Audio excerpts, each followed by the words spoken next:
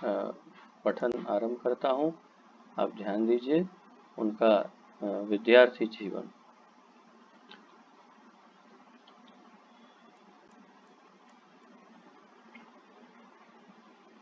महाप्रभु ने इस प्रकार अपने बाल्यकाल अ, बिताया। अपना बाल्यकाल इस प्रकार महाप्रभु ने बिताया। जब वे केवल 16 वर्ष के थे तब उन्होंने अपनी निजी चतुष्पाठी विद्वान ब्राह्मण द्वारा चलाई जाने वाली ग्रामीण पाठशाला चालू की।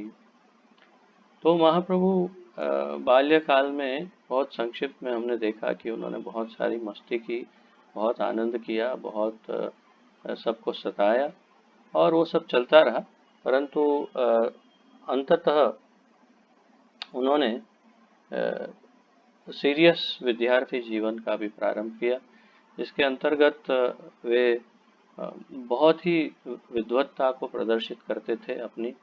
और स्वाभाविक है, स्वयं भगवान है तो क्या कहना, परंतु अपनी भगवत्ता को नहीं, अपनी विद्वत्ता को, अपने विद्वान होने के प्रमाण वे देते रहे।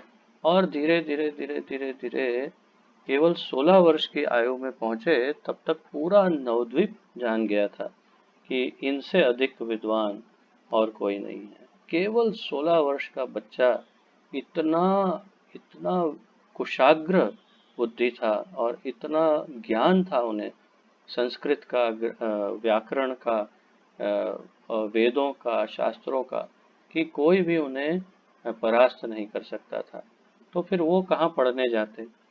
तो उन्होंने क्या किया कि 16 वर्ष की आयु में स्वयं ही अपनी स्कूल, यूनिवर्सिटी खोल दी और वे स्वयं ही विद्यार्थियों को पढ़ाने लग गए, व्याकरण आदि।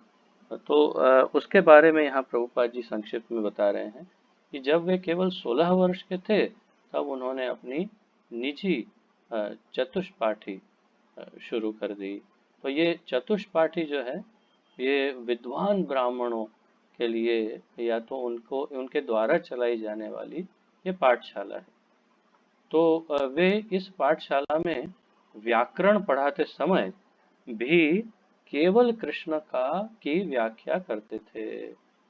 तो ये बहुत अद्भुत बात है कि महाप्रभु पहले से ही कृष्ण भक्त के रूप में अपने आप को प्रकट कर रहे थे। और उतना ही नहीं कि उन्होंने ये प्रमाण भी दिए कि वे हर अपनी जो कुछ भी कार्य करते थे उसमें कृष्ण भक्ति को समाहित करते थे। तो क्या हुआ कि वे व्याकरण पढ़ाते थे और व्याकरण में किसी न किसी प्रकार जो भी पढ़ाते थे, किसी न किसी प्रकार कृष्ण के संदर्भ में ही सब पढ़ाते थे। तो यहाँ पर जैसे प्रभुपाद जी कह रहे हैं, वे व्याकरण पढ़ाते समय भी केवल कृष्ण की व्याख्या करते थे। बाद में महाप्रभु को प्रसन्न करने के लिए, अब ये तो कालांतर में बहुत ही आगे की बात है, जीव गोस्वामी के समय की बात है, अर्थात और 50 नहीं, कम से कम और 100 वर्ष के आसपास, काफी समय, 50 से 100 के बीच में और समय के बाद की बात है कि जब जीव गोस्वामी, तो उन्होंने इसी उनके मूड को आगे बढ़ाया। आज भी यदि आप इतिहास को खोलेंगे और संस्कृत के विषय में आप इतिहास देखेंगे भारत का, और संस्कृत के सबसे बड़े से बड़े स्कॉलर या सबसे बड़े विद्वानों के नाम देखेंगे, तो अंत में बिल्कुल ताजा ताजा जो अभी अभी हुए बड़े बड़े विद्वानों में सबसे प्रमुख नाम आता है जीव गोस्वामी का। क्योंकि जीव गोस्वामी को पूरे भारतवर्ष में संस्कृत में कोई भी परास्त नहीं कर सकता था।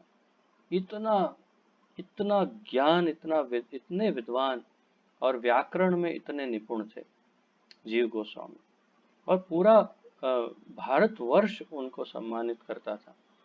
तो इस सामान्य गोस्वामी बन करके यहाँ राधा दामोदर मंदिर में निवास करते, परंतु उनकी विद्वत्ता इतनी थी कि पूरा भारतवर्ष उनका सम्मान करता। तो उन्होंने क्या किया, तो महाप्रभु को प्रसन्न करने के लिए श्रील जीव गोस्वामी ने एक संस्कृत व्याकरण तैयार किया। तो एक व्याकरण सीखने की एक नई पद्धति का आविष्कार किया जीव गोस्वामी ने, और जिसमें व्याकरण के सारे नियम को भगवान के पवित्र नामों के उदाहरणों द्वारा समझाया गया था। तो ऐसा व्याकरण तैयार किया कि जिसमें हर एक उदाहरण में भगवान कृष्ण का ही नाम था। तो है, बल्कि अभी भी है वो व्याकरण। तो वो इतना अद्वितीय और अद्भुत व्याकरण बन गया कि जिसके अंदर हर एक उदाहरण में कृष्ण का नाम, अर्थात जब ये व्याकरण कोई सीखता तो वो संपूर्ण रूप से बस कृष्ण का ही नाम लेता रहता।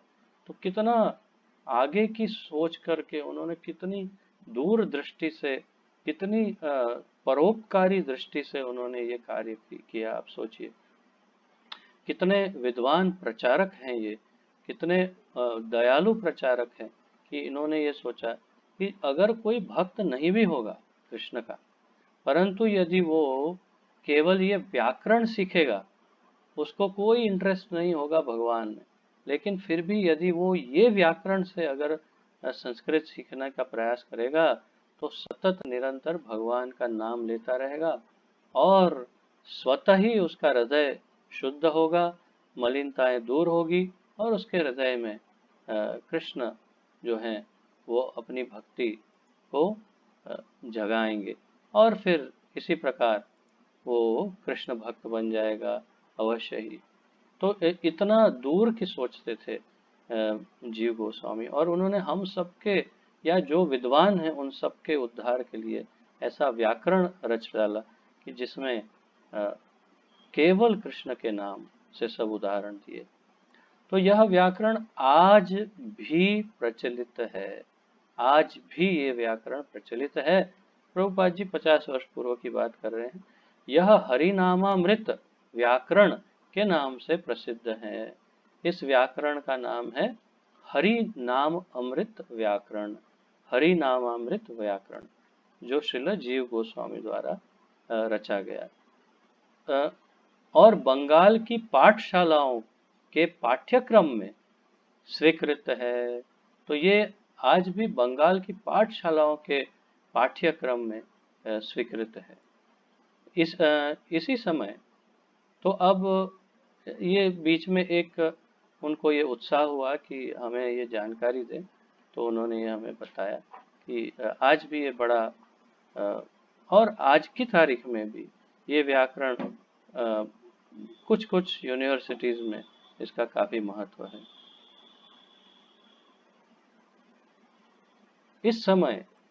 इसी समय केशव कश्मीरी नाम का एक महान कश्मीरी पंडित शास्त्रों पर शास्त्रार्थ करने के लिए नवद्वीप आया। यह पंडित दिग्विजयी था और वह भारत के समस्त विद्या केंद्रों का भ्रमण कर चुका था।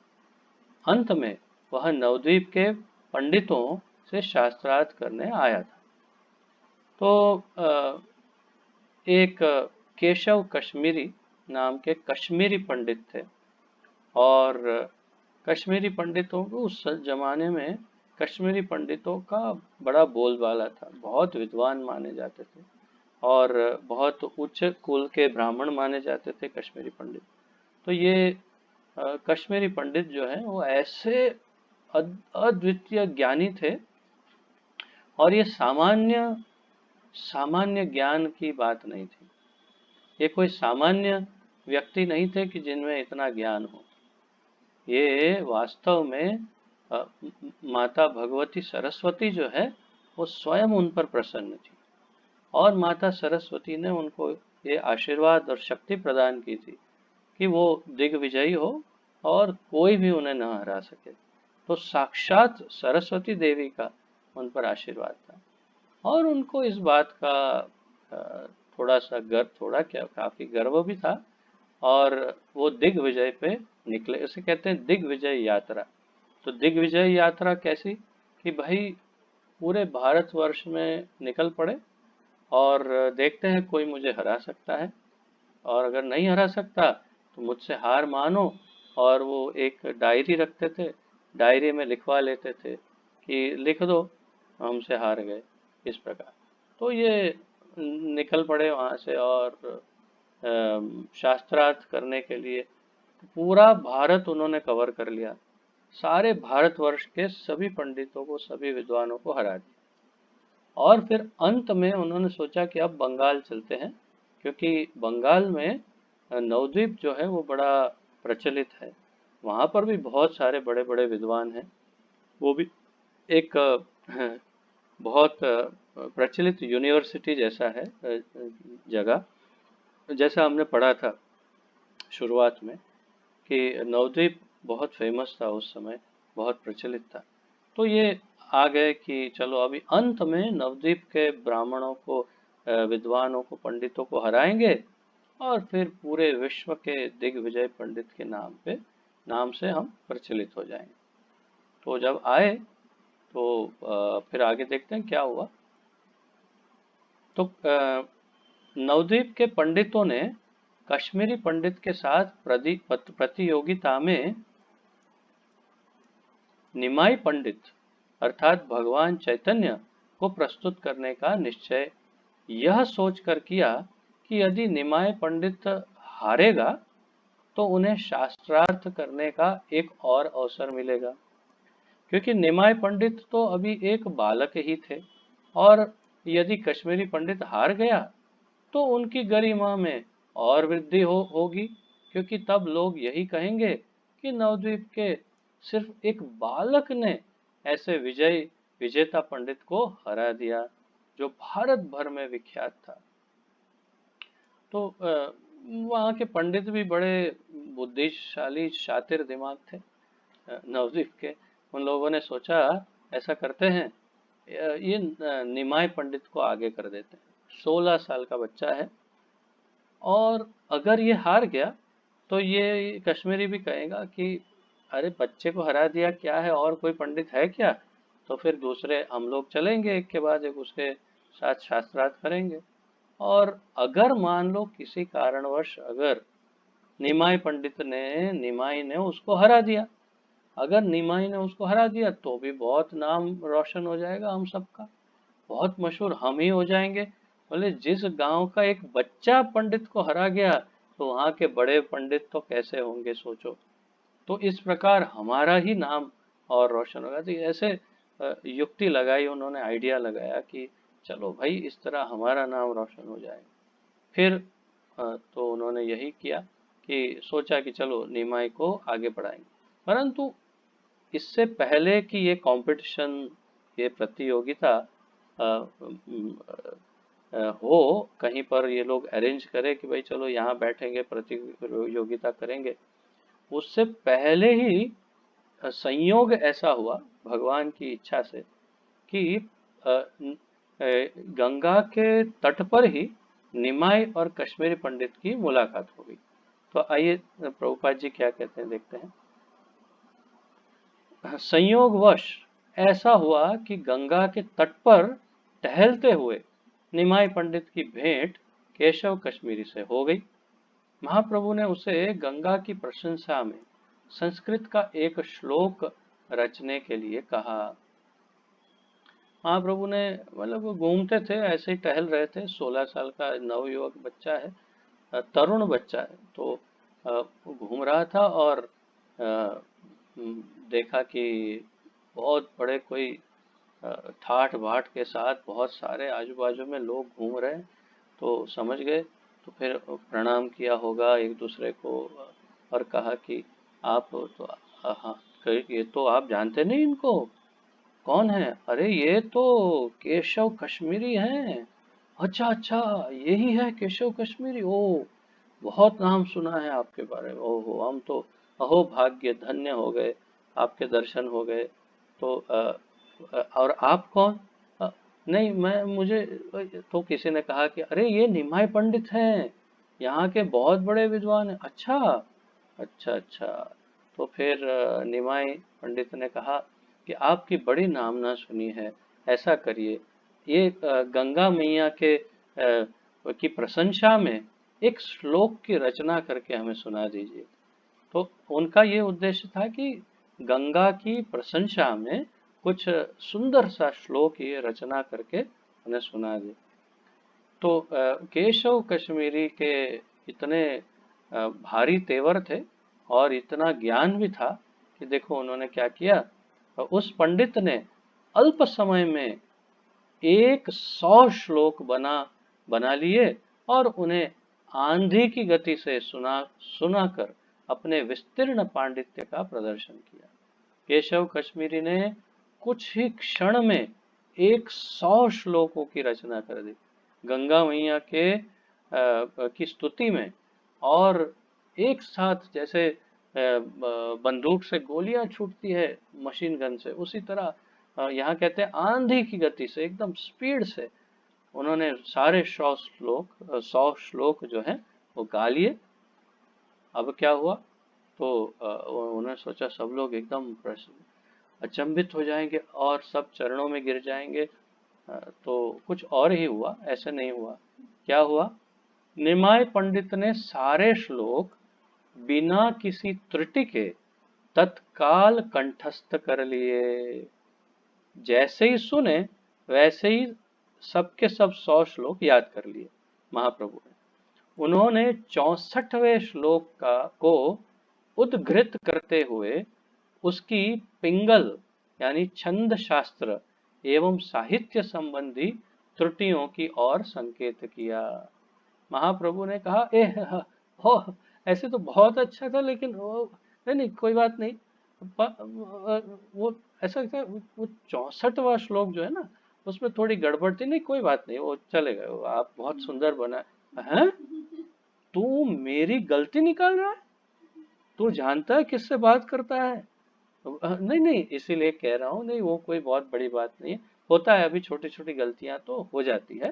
तो 64वें श्लोक में थोड़ी सी गलतियां हैं। अच्छा क्या गलती है बताओ। तो उन्होंने कहा कि विशेष रूप से उन्होंने विशेष रूप से पंडित द्वारा भवानी भर्तुहु शब्द के प्रयोग पर आपत्ति की।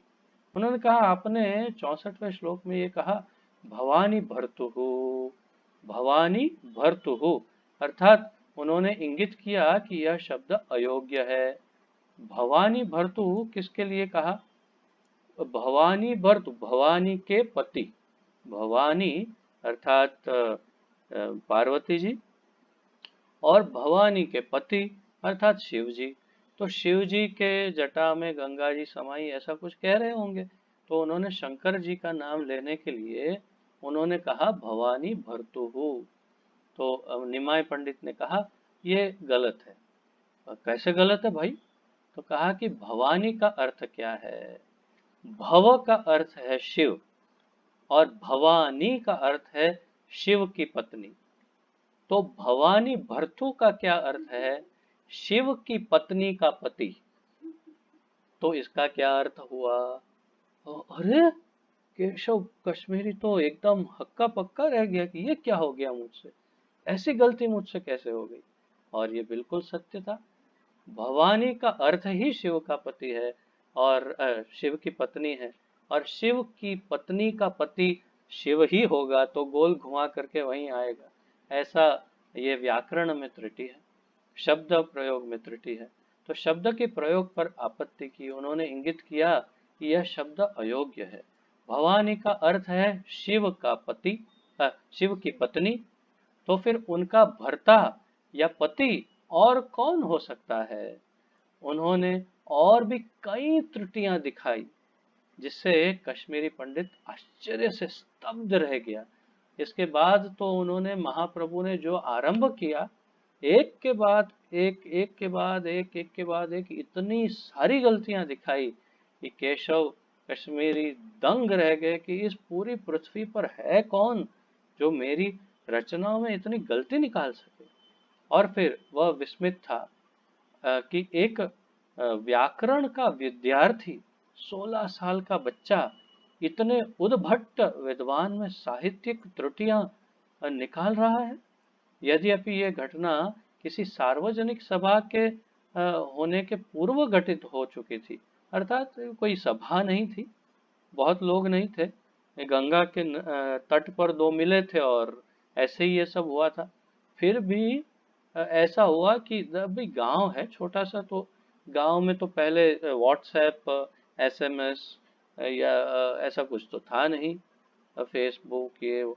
तो क्या करेंगे, ईमेल वीमेल कुछ, तो फोन भी नहीं कर सकते, तो क्या करते, कुछ भी देखा या सुना, 1 मिनट तूने सुना आज क्या हुआ, सुन आगे बोल देना जा जल्दी। तो देखते ही देखते पूरे गांव में दावाग्नि की तरह ये खबर फैल गई कि केशव कश्मीरी को धूल चटा दी निमाई पंडित ने। तो किंतु यह खबर दावाग्नि की भांति सारे नवद्वीप में फैल गई। किंतु अंत में विद्या की देवी सरस्वती ने केशव कश्मीरी को स्वप्न में आदेश दिया कि वह भगवान चैतन्य की शरण स्वीकार करे, और इस तरह वह पंडित भगवान का अनुयायी बन गया। तो ये बहुत ही लंबी कथा, फिर बहुत संक्षिप्त में प्रभुपाद बता रहे हैं। तो बहुत नाराज हुए केशव कश्मीरी, और उन्होंने भगवती सरस्वती को बहुत नाराज होकर के प्रार्थना की, ये संभव ही कैसे हो सकता है कि आपने आशीर्वाद दिया, मुझे कोई हरा नहीं सकता, और मैं कैसे हार सकता हूँ, और वो भी एक 16 साल का बच्चा बच्चा मुझे हरा गया। तो मतलब आपके आशीर्वाद में शक्ति नहीं रही, क्या हुआ।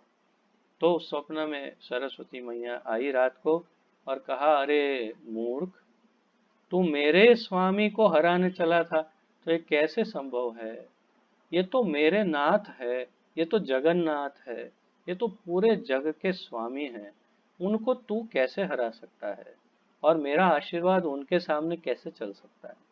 तो तेरा हित इसी में होगा कि तू कल जाकर के उनके चरणों में गिर के उनसे उनकी शरण ग्रहण कर ले, तो ही तेरा उद्धार संभव है, अन्यथा मुझसे कुछ नहीं हो पाएगा।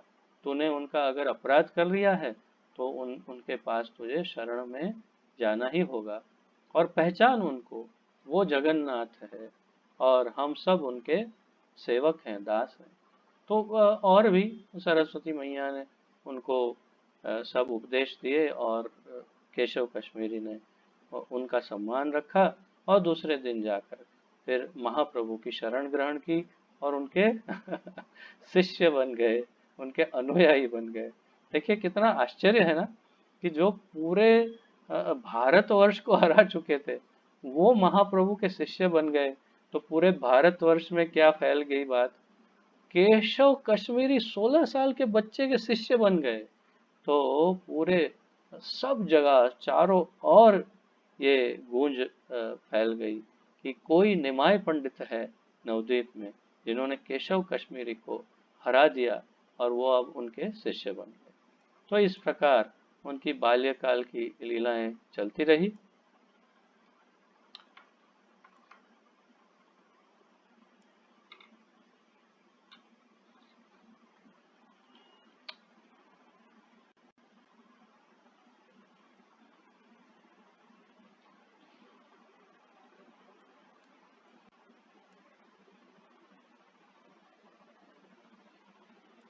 और फिर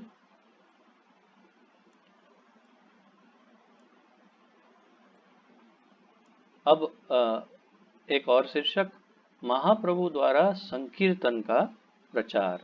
महाप्रभु द्वारा संकीर्तन का प्रचार। फिर महाप्रभु का विवाह अत्यंत धूमधाम से संपन्न हुआ, और उस समय वे नवद्वीप में भगवान के पवित्र नाम के सामूहिक कीर्तन का प्रचार करने लगे। वहां के कुछ ब्राह्मण उनकी इस लोकप्रियता से ईर्ष्या करने लगे, और उन्होंने उनके मार्ग में अनेक अवरोध उत्पन्न किए।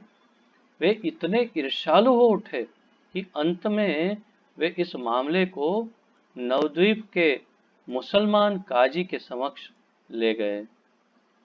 उस समय बंगाल पर पठानों का शासन था, और उस प्रांत का गवर्नर राज्यपाल नवाब हुसैन शाह था। तो मुसलमान काजी ने ब्राह्मणों की इस शिकायत को गंभीरता से लिया, और शुरू में उसने निमाय पंडित के अनुयायियों द्वारा हरि नाम का जोर जोर से कीर्तन करने की मनाही कर दी। लेकिन भगवान चैतन्य ने अपने अनुयायियों से कहा कि काजी के इस आदेश का उल्लंघन करें और वे पूर्ववर्त संकीर्तन मंडली चलाते रहें। तब जिलाधीश ने कुछ सिपाही भेजे जिन्होंने संकीर्तन में बाधा डाली और कुछ कुछ के मृदंग तोड़ डाले। तो यहाँ तक जो संक्षिप्त वर्णन किया प्रभुपाद जी ने, उसके अनुसार संकीर्तन आंदोलन बहुत ही जोर शोर में बढ़ रहा था। सभी जगह पर उच्च स्वर से हरिनाम संकीर्तन कर रहे थे महाप्रभु और उनके अनुयायी सब। और मूल मूल उनका जो हेड क्वार्टर जिसे अंग्रेजी में कहते हैं, हिंदी में क्या कहते हैं, जो मूल मुख्य कार्यालय जो उनका है वो श्रीवास आंगन था।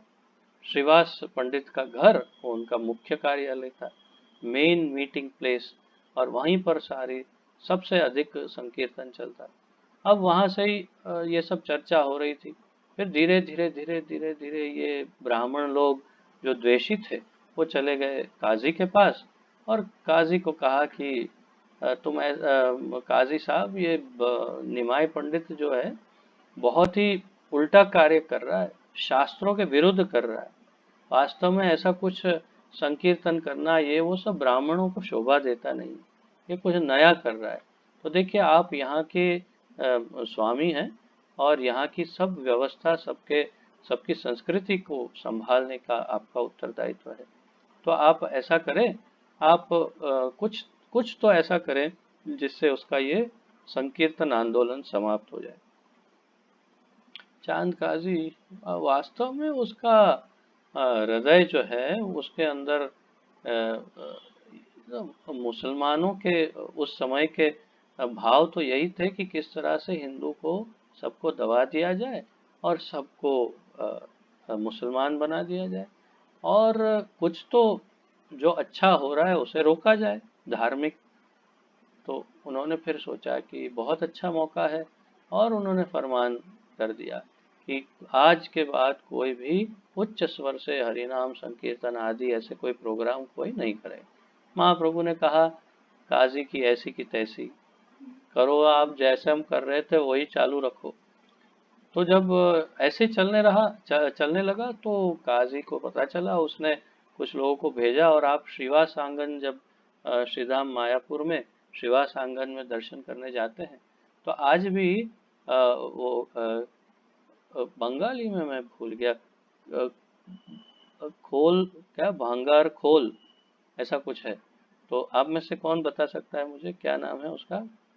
भांगार खोल या ऐसा कुछ, खोल भांगार डाका या ऐसा कुछ नाम है। किसी को स्मरण है आप में से? उसे क्या कहते हैं उस घर को, जगह को? लगता है कोई सुन ही नहीं रहा है, सब ऐसे ही खाली, अब कोई हैंड रेज नहीं कर रहा है। याद है, स्मरण है? समदर्शी प्रभु, हाँ वो, हाँ बोलिए।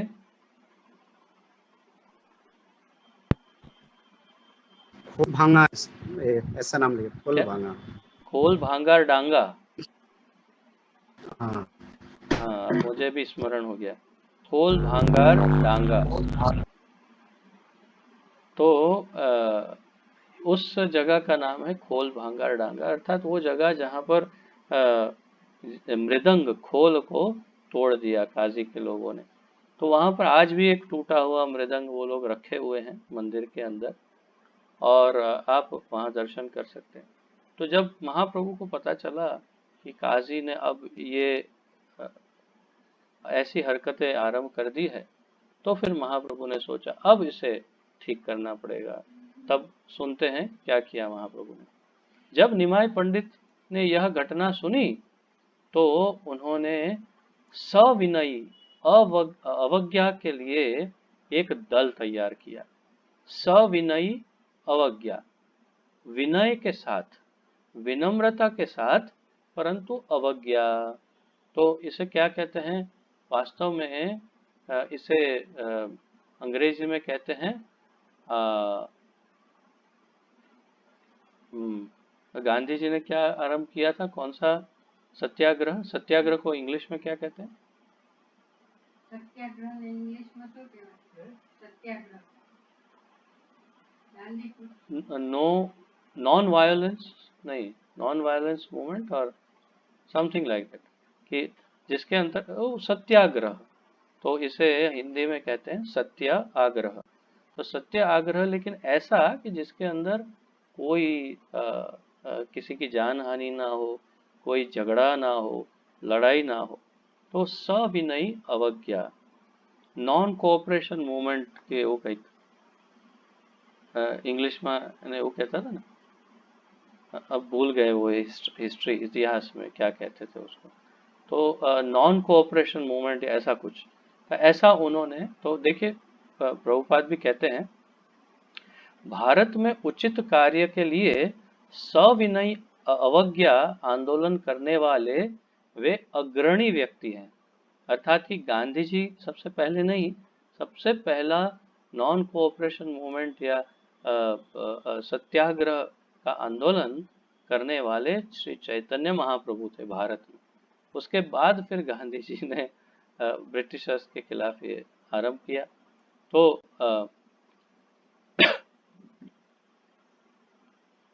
उन्होंने 1 लाख व्यक्तियों का जुलूस निकाला, 1 लाख व्यक्तियों का जुलूस निकाला, जो हजारों मृदंगों तथा करताल लिए थे। यह जुलूस काजी के द्वारा दिए गए आदेश के विरोध में नवद्वीप की सड़कों से होकर गुजरा। अंत में जब यह जुलूस काजी के घर पर पहुंचा तो जन समूह के से डर कर वह सीढ़ियों से ऊपर चढ़ गया। काजी के घर पर एकत्रित जन समूह ने अत्यधिक उग्र रूप धारण कर लिया था, लेकिन महाप्रभु ने शांति बनाए रखने के लिए कहा।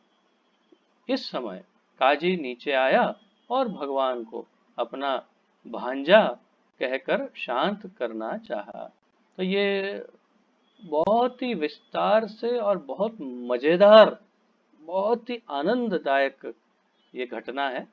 इसमें बहुत सारा वर्णन है कि कैसे कैसे लोगों ने क्या मशाले ली थी हाथ में, और ध्वजाएं और क्या क्या ले करके, और मृदंग और करताल से कितने समूह बनाकर 1 लाख लोग नवद्वीप में संकीर्तन आंदोलन करते हुए निकले और चलते चलते चलते काजी के घर पे पहुंचे।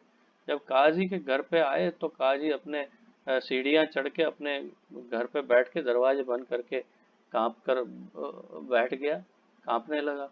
और फिर महाप्रभु ने, और जब सबको पता चला कि काजी भाग गया है, ऊपर छुप गया है, तो सब लोग उग्र हो गए। और जब उग्र होने लगे तो महाप्रभु ने कहा, शांत शांत, शांति बनाए रखो, सब सही हो जाएगा। तो यहाँ पर प्रभुपाद ऐसे कह रहे हैं कि वो फिर काजी को लगा कि ये लोग कुछ हिंसा नहीं करेंगे, तो डर डर के धीरे धीरे कांप कांप के वो धीरे से नीचे आया और फिर महाप्रभु से बात करने लग गया। तो यहाँ पर जैसे सभी चित्रों में दिखाया, ऐसे ही इसका भी चित्र दिखाया है। आप देखिए, पहले तो ये संकीर्तन आंदोलन का चित्र, जो महाप्रभु ने आंदोलन शुरू किया, और संकीर्तन करते करते चांद काजी के पास पहुंच गए। महाप्रभु नीचे बैठे हैं और चांद काजी उनके सामने आकर खड़ा हो गया। तो फिर उसके बाद आगे पढ़ लेते हैं, फिर और थोड़ा इसमें जोड़ेंगे हम। तो हाँ, तो चांद काजी ने आकर कहा, अरे मेरे भांजे, अरे मेरे भांजे, मेरे बेटे, तू तो मेरा भांजा लगता है। तो अच्छा हुआ तो मामा के घर आ गया, बहुत अच्छी बात है। तो महाप्रभु ने कहा, मामा तुम कैसे? अरे तुम्हारी माता है ना, शची माता, वो मेरी बहन लगती है। वो कैसे? अरे नीलांबर चक्रवर्ती है ना, उनको मैं चाचा बुलाता हूँ, हम सब एक ही गांव के हैं। मैं नीलांबर चक्रवर्ती के गांव का हूँ, तो मैं उनको चाचा जी बुलाता हूँ, तो फिर उनकी बेटी मेरी बहन हुई कि नहीं, है ना? तो इसी नाते शची तो मेरी बहन है, और तू शची का बेटा है, तो मेरा भांजा हुआ ना। तो मामा के घर आया है, बहुत अच्छी बात है, आओ बैठो, प्रेम से बात करते हैं। तो स्पष्ट हो गया था कि एकदम डर गया था वो काजी, और डर के मारे रिश्ते बना रहा था। तो महाप्रभु ने कहा, अ, उन्होंने उसने कहा कि नीलांबर चक्रवर्ती को वे चाचा कहते थे, और इस तरह निमाय पंडित की माता श्रीमती शची देवी उनकी चचेरी बहन लगती थी। उसने पूछा कि क्या उसकी बहन का लड़का अपने मामा पर क्रुद्ध हो सकता है? इस पर महाप्रभु ने उत्तर दिया कि यदि काजी उसका मामा है, तो उसे चाहिए कि वह अपने द्वार पर अपने भांजे का स्वागत करे। तो उन महाप्रभु ने भी कहा, हाँ ठीक है, तो भांजा आया है तो भांजे का स्वागत कैसे करना चाहिए, आप मेरा स्वागत करिए। तो इस प्रकार यह विवाद समाप्त हो गया। और दोनों विद्वानों में, अब काजी भी बहुत बड़े विद्वान थे वास्तव में, शास्त्रों अर्थात उनके कुरान आदि के ज्ञाता थे, और इस्लामिक रूप से धार्मिक थे, तो उनको ज्ञान काफी था। और निमाय तो पंडित ही थे। तो दोनों का शास्त्रार्थ होना आरंभ हो गया। फिर दोनों बैठ गए और शास्त्रार्थ आरंभ किया। तो दोनों विद्वानों में कुरान तथा हिंदू शास्त्रों के विषय में लंबी चर्चा चलने लगी। महाप्रभु ने गौवध का प्रश्न उठाया, और काजी ने कुरान का संदर्भ देते हुए सही सही उत्तर दिया। तो महाप्रभु ने कहा, तुम लोग गाय की हत्या करते हो, ये ठीक नहीं। फिर काजी ने कुरान से बातें कहकर कहा कि हाँ हाँ, ये बात तो ठीक है। फिर अ, बदले में काजी ने भी महाप्रभु से वेदों में गो गोमेध यज्ञ के विषय में प्रश्न पूछा। शास्त्रों का भी, हमारे हिंदू शास्त्रों का भी ज्ञान था काजी को। तो उसने कहा कि परंतु आपके शास्त्रों में गोमेध यज्ञ का प्रावधान है कि गौ की और बैल की हत्या करनी है, वध करना, उनकी बलि चढ़ाते हैं। तो फिर महाप्रभु ने, जिसका उत्तर महाप्रभु ने यह दिया कि वेदों में उल्लेखित ऐसा यज्ञ वास्तव में गोवध नहीं है। ऐसे यज्ञ में किसी बूढ़े बैल या गाय का वध इसलिए किया जाता था कि वैदिक मंत्रों की शक्ति से उन्हें नया युवा जीवन प्राप्त हो सके। तो प्रभुपाद जी इसे बहुत विस्तार से अपने लेक्चरों में, पुस्तकों में, ग्रंथों में कई जगह पर समझा चुके हैं।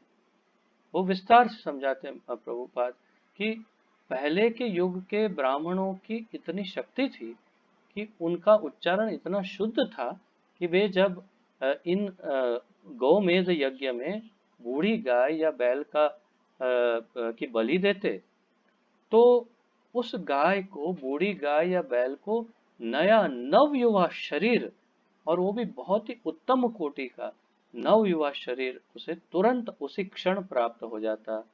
तो वास्तव में वो उसे प्रमोशन देते और उसे नव जीवन प्रदान करते और उसे बूढ़े शरीर से मुक्त करते। तो इसे गौवध नहीं कहा जा सकता। इस बात को महाप्रभु ने समझा, क्योंकि स्वयं भगवान है, वो तो जानते ही हैं सत्य क्या है। तो उन्होंने बताया। लेकिन कलयुग में, महाप्रभु ने कहा फिर कि लेकिन कलयुग में ऐसा गोमेध यज्ञ वर्जित है, क्योंकि ऐसा यज्ञ संपन्न करने वाले योग्य ब्राह्मण उपलब्ध नहीं हैं। वस्तुतः कलयुग में ऐसे सभी यज्ञ वर्जित हैं, क्योंकि ये यज्ञ मूर्ख पुरुषों के व्यर्थ प्रयास मात्र हैं। तो कलयुग में तो ऐसे किसी भी प्रकार के यज्ञ, हवन जिसे कहते हैं, होम, ये वर्जित ही है, क्योंकि उसमें न शुद्ध है उच्चारण, न ब्राह्मण के पात्र की शुद्धता है, न संविधा और सामग्री की शुद्धता है। तो फिर कैसे संपन्न हो सकता है यज्ञ? इसीलिए न ही करे तो अच्छा है। कलयुग में केवल एक ही यज्ञ करना चाहिए, और वो है हरिनाम संकीर्तन यज्ञ। हरे कृष्ण महामंत्र का यज्ञ। तो कलयुग में समस्त व्यावहारिक उद्देश्यों के लिए एकमात्र संकीर्तन यज्ञ की संस्तुति की गई है, प्रभुपाद जी कह रहे हैं। इस प्रकार बातें करते हुए महाप्रभु ने काजी को समझाया और वह महाप्रभु का अनुयायी बन गया। तो इस प्रकार धीरे धीरे धीरे धीरे काजी मान गया और अनुयायी बन गया। यहाँ पर जो एक घटना प्रभुपाद जी ने लिखी नहीं है वो मैं बता रहा हूँ, जो वैसे तो आप भी जानते हैं, ये घटना बड़ी प्रचलित है कि बात बात में काजी ने कहा कि वास्तव तो महाप्रभु ने पूछा कि मुझे क्यों ऐसा लग रहा है कि आप कुछ डरे हुए हैं। तो काजी ने कहा कि अब क्या बताऊं, कल रात को एक बड़ी विचित्र घटना हो गई। बोले क्या हुआ? अरे क्या कहूँ, रात में सो रहा था ना, तो सपन में एक आधा मनुष्य और आधा शेर ऐसा एक भयानक व्यक्ति आ गया और आकर के मेरी छाती पे बैठ गया और कहा कि तू निमाय पंडित को परेशान कर रहा है, तू जानता है कौन है वो, तू उसको परेशान करता है, अब मैं तुझे जीवित नहीं छोड़ूंगा। और उसने अपने पंजों से बड़े बड़े नाखून प्रकट किए और मेरी छाती पर धर दिया और कहा अभी तेरी छाती फाड़ देता हूँ। और मैंने बहुत उनसे विनती की, अरे मुझे क्षमा करिए, मैं मैं उनको उनकी बाधा सब हटा लूंगा, मैं कोई बाधा नहीं डालूंगा, आप मुझे माफ कर दीजिए। ऐसा सब कहा तो उन्होंने चेतावनी दी और फिर चेतावनी दे करके फिर वो अंतर्धान हो गए। तो ये आधा मनुष्य आधा शेर जो मेरी छाती पे आके बैठा था, वैसे तो सपना था, परंतु जब मैं उठा और देखा तो मेरी छाती पर उसके पंजों के निशान है। और ऐसे शर्ट निकाल करके काजी ने वो निशान महाप्रभु को दिखाए, ये देखिए मेरे छाती पर ये पंजों के निशान हैं।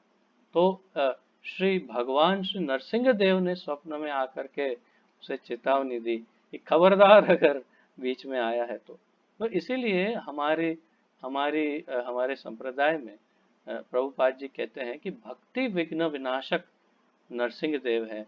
तो सभी भक्तों को नरसिंह देव को प्रार्थना करनी चाहिए कि वो भक्ति के सब विघ्नों को हटाए। वैसे तो वो स्वयं ही हटा देते हैं, बोलने की जरूरत नहीं पड़ती, परंतु फिर भी उन्हें हम उनकी शरण ग्रहण करते हैं।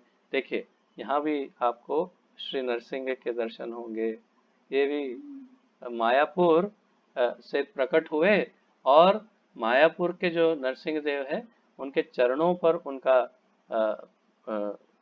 उनको अर्पण करके फिर हमने धारण किया। तो ये भी नरसिंह देव हमारी भक्ति के सारी बाधाओं को हर लेते हैं, इसलिए हम उनकी उस प्रकार उनकी शरण लेते हैं। और फिर चांद काजी जो है उसने बहुत बड़ी घोषणा की इस घटना के बाद, और वो अब यहाँ प्रभुपाद जी बताएंगे। तत्पश्चात काजी ने घोषणा की कि महाप्रभु द्वारा प्रवर्तित संकीर्तन आंदोलन में कोई बाधक न बने और अपनी बाद की पीढ़ी के लिए भी वह आदेश अपनी वसीयत में छोड़ गया कि कोई भी उनकी पूरी वंश परंपरा में कभी भी कोई महाप्रभु के इस संकीर्तन आंदोलन में बाधा न डाले। तो उन्होंने ऐसा आदेश फरमाया कि आज के बाद पूरे नवद्वीप में कोई भी महाप्रभु को रोकेगा नहीं या उनके संकीर्तन आंदोलन को नहीं रोकेगा, और अपनी पीढ़ियों को भी आदेश दिया कि कोई भी उनके संकीर्तन आंदोलन में कोई बाधा नहीं डालेगा। तो आज भी इस काजी की कब्र नवद्वीप क्षेत्र में स्थित है और हिंदू यात्री वहां जाकर प्रणाम करते हैं। तो चांद काजी की समाधि हम कहते हैं, और आप सब लोगों ने, आशा है सबने शायद दर्शन किए होंगे, नहीं किए हो तो जब कभी मौका मिले अवश्य जाइएगा। मायापुर से बस करीब 4 किलोमीटर आगे है चांद काजी समाधि, और राजापुर के रास्ते में वहाँ बहुत ही अद्वितीय घटना है। उस समाधि के ऊपर ही बहुत ही विशाल एक बल्कि 2 वृक्ष एक साथ, एक के अंदर एक लिप्त होकर के, एक ही जड़ में से 2 वृक्ष वहाँ पर उत्पन्न हुए हैं। बहुत ही बड़ा और विशाल अत्यंत घना चंपा फूलों का वृक्ष उस पर से निकल आया है, उस समाधि के ऊपर से। और हम सब वहाँ पर हमेशा जाते हैं। हमारी नवद्वीप मंडल परिक्रमा भी वहाँ पर विश्राम लेती है और वहाँ पर नाटक का आयोजन होता है। सब वहाँ पर नाटक करते हैं वही चांद काजी की लीला के ऊपर, और हम सब उनको प्रणाम करते हैं, परिक्रमा करते हैं और बहुत ही आदर भाव से उन्हें प्रणाम करके वहाँ से विदा लेते हैं। कुछ आचार्यों का मत ये है कि कंस ने दोबारा चांद काजी के रूप में फिर जन्म लिया था। वो पहले कंस था कृष्ण की लीला में, और फिर दोबारा उसने चांद काजी का रूप धारण किया, और महाप्रभु की लीला में फिर उसने संपूर्ण रूप से महाप्रभु की अथवा अर्थात कृष्ण की शरण ग्रहण की। तो इस प्रकार हमारे लिए अब वे चांद काजी भी वंदनीय हैं। तो काजी के वंशज वहाँ के निवासी हैं, और उन्होंने हिंदू मुस्लिम दंगों के समय भी संकीर्तन का कोई विरोध नहीं किया। उस समय की बात कर रहे हैं प्रभुपाद जी, जब वहाँ दंगे हुए होंगे तब भी आंदोलन चलता रहा संकीर्तन। यह घटना स्पष्ट बताती है कि महाप्रभु तथाकथित भीरु वैष्णव न थे। वैष्णव भगवान का एक निर्भीक भक्त होता है, और सही उद्देश्य के लिए वह कोई भी उचित कदम उठा सकता है। अर्जुन भी भगवान कृष्ण का वैष्णव भक्त था, और उसने भगवान को संतुष्ट करने के लिए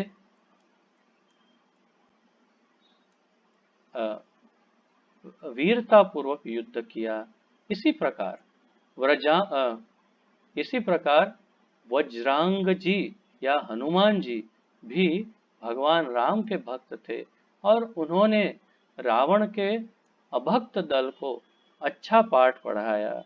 वैष्णव धर्म का सिद्धांत है सभी प्रकार से भगवान को प्रसन्न करना। वैष्णव स्वभाव से अहिंसक शांत जीव होते हैं, और उसमें ईश्वर के समस्त सद्गुण रहते हैं। किंतु जब कोई अभक्त भगवान या उनके भक्तों की निंदा करता है, तो वैष्णव कभी भी ऐसी धृष्टता को सहन नहीं करता।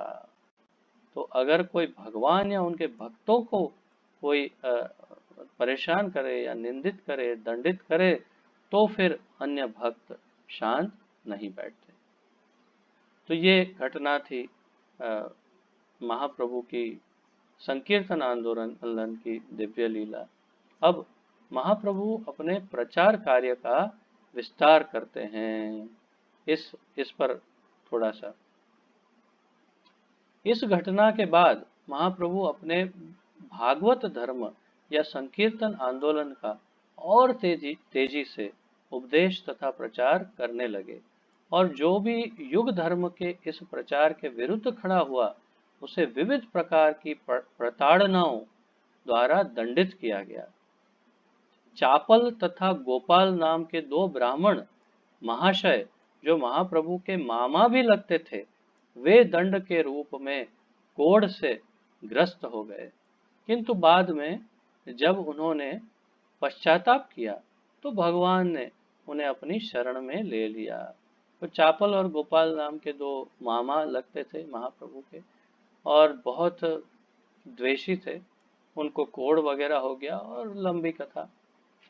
लेकिन अंत में भगवान की शरण ग्रहण की, और महाप्रभु ने उन्हें क्षमा किया, उनका रोग ठीक हो गया। अपने उपदेश कार्य के दौरान वे नित्य ही द्वार द्वार जाकर श्रीमद् भागवत का उपदेश करने के लिए अपने अनुयायियों को भेजते थे, जिनमें उनकी मंडली के दो प्रमुख व्यक्ति श्रील नित्यानंद प्रभु तथा ठाकुर हरिदास भी सम्मिलित होते थे। तो यहाँ पर प्रभुपाद जी ने बहुत हाई स्पीड में आगे भगाया, और नित्यानंद प्रभु कैसे आए नवद्वीप में, महाप्रभु का और नित्यानंद प्रभु का मिलन, और कई सारी घटनाओं को उन्होंने बड़ा हरिदास ठाकुर का वर्णन, उनकी कथाएं, वो सब कुछ बड़ा हाई स्पीड में उनको सब ले जा करके सीधा उनके आंदोलन तक ले आए। तो अब नित्यानंद प्रभु और श्रील हरिदास ठाकुर दोनों मिलकर के महाप्रभु के इस आंदोलन को आगे बढ़ाते और सारे नवद्वीप में प्रचार करते। उसी की घटना बता रहे हैं। तो सारा नवद्वीप उनके संकीर्तन आंदोलन से अनुप्राणित था और उनका मुख्य कार्यालय उनके दो प्रमुख गृहस्थ भक्तों श्रीवास ठाकुर तथा श्री अद्वैत प्रभु के घर में स्थित था। तो जैसे मैं आपको निवेदन कर रहा था कि श्रीवास आंगन ये उनका प्रमुख कार्यालय था, हेडक्वार्टर, और दूसरा अद्वैत प्रभु का घर, जहाँ पर ये सारे मीटिंग करते और आगे का क्या करना है उसका प्लान बनाते। ये दोनों ब्राह्मण जाति के विद्वान मुखिया थे जो भगवान श्री चैतन्य के आंदोलन के प्रबल समर्थक थे। श्री अद्वैत प्रभु भगवान के अवतरण के लिए मुख्य रूप से जिम्मेदार थे।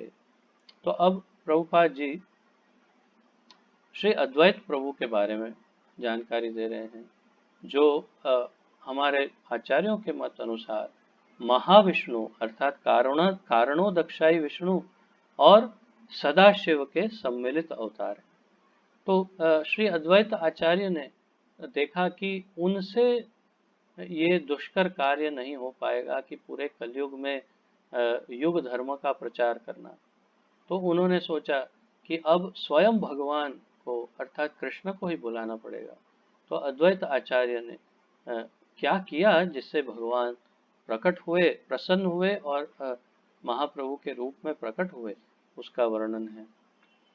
तो श्री अद्वैत प्रभु भगवान के अवतरण के लिए मुख्य रूप से जिम्मेदार थे। जब अद्वैत प्रभु ने देखा कि सारा मानव समाज भौतिक कार्यकलापों से भरा है और भक्ति से विहीन है, जो मानव जाति को भौतिक अस्तित्व के तीनों प्रकार के संतापों से बचाने के का एकमात्र साधन है, तब उन्होंने काल का शिकार बने हुए मानव समाज पर अपनी अहेतुकी दयावश भगवान से अवतरित होने की उत्कट प्रार्थना की और वे गंगाजल एवं पवित्र तुलसी दल से भगवान की पूजा निरंतर करते रहे। तो उनके जो शालिग्राम थे, आज भी वही शालिग्राम शांतिपुर में आप उनके दर्शन कर सकते हैं, अद्वैत आचार्य के घर पर, जहाँ पर आज भी वही शालिग्राम स्थापित हैं, जिन पर तुलसी दल और गंगा जल केवल दो ही वस्तु को अर्पण करके, क्योंकि शास्त्रों में कहा है ना, तुलसी दल मात्रेण, तो केवल तुलसी दल से भगवान संपूर्ण रूप से प्रसन्न हो जाते हैं। तो केवल तुलसी और गंगा जल अर्पित करके शालिग्राम को ऐसा प्रसन्न किया कि स्वयं भगवान कृष्ण ने कहा कि ठीक है, मैं आता हूँ, और महाप्रभु के रूप में अवतरित हुए। तो केवल और वे गंगाजल एवं पवित्र तुलसी दल से भगवान की पूजा निरंतर करते रहे। जहाँ तक संकीर्तन आंदोलन के उपदेश कार्य का संबंध था, महाप्रभु का आदेश था कि प्रत्येक व्यक्ति नित्य अपना हिस्सा पूरा करे। इसका अर्थ समझ में मुझे भी नहीं आया कि क्या हिस्सा पूरा करे। तो इस प्रकार यहाँ पर इस शीर्षक का विराम है। फिर जगाई और मदाई का उद्धार, उसकी कथा आगे प्रभुपाद जी कर रहे हैं। समय तो है, अभी थोड़ा आगे बढ़ाना है या फिर विराम? हाँ ठीक है, तो आज विराम लेते हैं। जगाई मदाई की कथा जो है उसे कल करेंगे। और बहुत आनंद आ रहा है। अब मेरे ऐसे अशुद्ध अवस्था में मैं इतना निकृष्ट, इतना पतित जीव, और मेरे ऐसा इस प्रकार पढ़ने से यदि इतना आनंद है, तो आप कल्पना कीजिए कि जब श्री चैतन्य चरितामृत, चैतन्य भागवत आदि में हम पढ़ेंगे, तो कृष्णदास कविराज गोस्वामी वृंदावन दास ठाकुर की वाणी से जब सुनेंगे तो क्या आनंद आएगा। प्रभुपाद जी जैसे महाशुद्ध भागवत की वाणी से हमें वही आनंद आज प्राप्त हो रहा है। और हम सब धन्य हैं। आप सब अपना वीडियो ऑन कर सकते हैं ताकि सब लोग आपके दर्शन कर सके, विशेष रूप से फेसबुक पर। अ, और फिर हम यहाँ पर विराम लेंगे। तो किसी को कोई प्रश्न आदि है तो पूछ सकते हैं। किसी का कोई प्रश्न, कुछ उत्कंठा या कुछ और कहना चाहते हैं इसमें, तो आप सबका स्वागत है। और जो मेरे इस लेक्चर को सुन पा रहे हैं, जो सामने हैं, तो वो अपना वीडियो ऑन कर सकते हैं, स्टार्ट कर सकते हैं। 5, 6, 7, 8 लोग अभी वीडियो ऑफ करके बैठे हैं, तो अगर ऑन करेंगे तो हमें आपका दर्शन प्राप्त होगा, हम धन्य हो जाएंगे, कृत हो जाएंगे। तो आप कृपया अपना मुखारविंद का दर्शन करवाइए। बहुत उत्तम। कुछ कुछ लोग प्रारंभ कर रहे हैं। किसी का कोई प्रश्न आदि हो तो पूछ सकते हैं। कोई बात नहीं, आप अपने कार्यों में व्यस्त हैं तो अपना कार्य करते रहिए, लेकिन दर्शन करवाइए। बहुत अच्छा। देखिए, कृष्ण प्रिया माता जी ने भी दर्शन दिया। तो है कुछ किसी का प्रश्न आदि, कुछ डाउट, कुछ है? Don't worry. अच्छा, तो किसी का कोई प्रश्न नहीं? ठीक है। अगर फेसबुक पर कोई जो श्रवण कर रहा है उनका कोई प्रश्न हो तो नीचे कमेंट बॉक्स में प्रश्न डाल दीजिएगा। मैं इस कार्यक्रम के बाद उत्तर देने का प्रयास करूंगा। तो आप सबका बहुत बहुत बहुत बहुत बहुत धन्यवाद, और बहुत आप सबके संग में आनंद प्राप्त हुआ। इसी प्रकार कल इसी आनंदमय कथा को जारी रखेंगे। आप सबका बहुत बहुत अभिवादन और आप सबको बहुत बहुत प्रणाम। श्री चैतन्य महाप्रभु की जय। श्री गौरांग महाप्रभु की जय। निमाय निताय की जय। पतित पावन अभय चरणारविंद भक्ति वेदांत स्वामी श्रील प्रभुपाद की जय। गुरु महाराज की जय। अब सभी भक्तों की जय हो। निताय गौर प्रेमानंदे। हरि हरि बोल। हरे कृष्ण।